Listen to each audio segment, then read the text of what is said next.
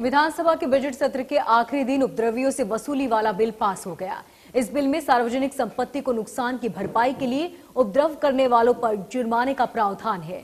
हालांकि इस बिल का विपक्ष ने सदन में पुरजोर विरोध किया। गृह मंत्री अनिल विज ने बिल को वक्त की मांग बताया, तो वहीं नेता विपक्ष भूपेंद्र हुड्डा का कहना है कि बिल का मकसद लोगों को डराने का लगता है।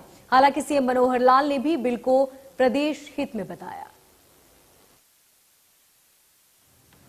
अब हरियाणा में उपद्रवियों पर लगाम कसने की पूरी तैयारी कर ली गई है।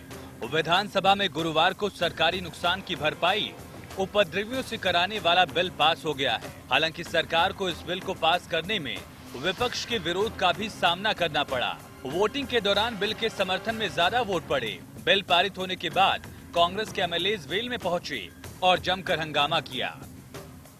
कोई भी संगठन, कोई भी जत्थेबंदी इसके लिए अपने प्रदर्शन कर सकती है। जहां तक जिस दिन ये संकल्प प्रस्तुत किया गया था, कहा गया जी किसान आंदोलन के लिए ला रहे हैं। सर 110 दिन से ज्यादा हो गए, किसानों ने एक पत्ता भी नहीं तोड़ा, उससे इसका कोई ताल्लुक नहीं है।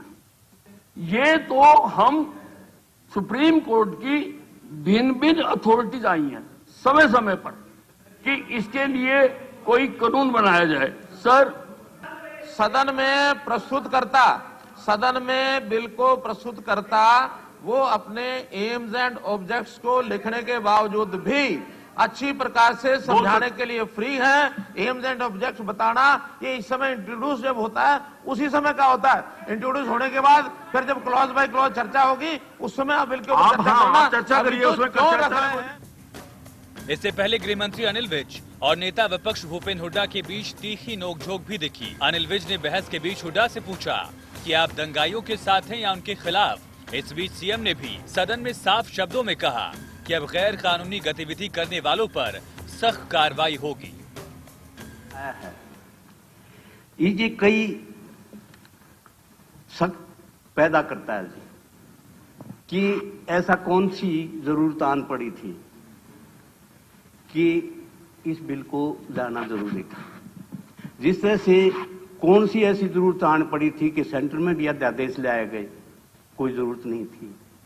जिनके हक में कानून लाए गए वो कहते हैं हमारे हक में नहीं है।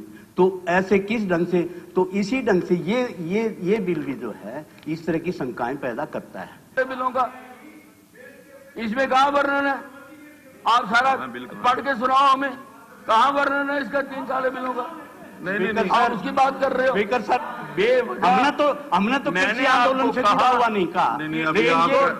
ये ज्यादा बिल जो है ये स्केरिंग बिल है जी। हरियाणा में किसानों ने एक पत्ता भी नहीं तोड़ा। स्केरिंग, मैंने आपको ये कहा। सरकार का मतलब, सरकार का मतलब नहीं है। उपद्रवियों से वसूली वाले बिल पर कांग्रेस ने जमकर सवाल उठाए। कांग्रेस विधायक रघुबीर काद्यान ने बिल की टाइमिंग पर सवाल उठाया और सरकार पर अभिव्यक्ति की आजादी का स्तर गिराने का आरोप भी लगाया। काद्यान के आरोप का जवाब गृह मंत्री अनिल विज ने अपने ही अंदाज में दिया। वहीं डिप्टी सीएम दुष्यंत चौटाला ने भी बिल के विरोध को लेकर कांग्रेस पर पलटवार किया। ऑपोजिशन से पूछना चाहूंगा, ये लोकसभा में रहे हैं रोहतक से, जब भी पार्लियामेंट्री प्रोसीजर्स में कोई बिल कंसिडरेशन के लिए आता है तो कंसर्न्ड मिनिस्टर हाउस को उस बिल को कंसीडर करने के लिए, अपना समर्थन मांगने के लिए हमेशा एक ब्रीफ पैरा पार्लियामेंट में बोलता रहा। आज ये पहली बार विज साहब ने बात रखी। मुझे लगता है ये अच्छी चीज थी कि हाउस की सहमति उसके पक्ष में बने। जो लोगों के मन में भ्रम फैलाए जा रहे हैं वो हटाए जाए। मगर आपने 15 मिनट इस हाउस के खराब कर दिए ये कहने में कि नई प्रथा क्यों शुरू करी गई। मुझे लगता है एक अच्छी प्रथा है और हाउस शुड अप्रिशिएट। विपक्ष के हंगामे के बावजूद सार्वजनिक संपत्ति क्षति वसूली विधेयक पास हो गया है। अब सार्वजनिक संपत्ति में तोड़फोड़ करने वालों से वसूली होगी और बजट सत्र के आखिरी दिन 2 विधायकों को श्रेष्ठ विधायक पुरस्कार से सम्मानित किया गया है।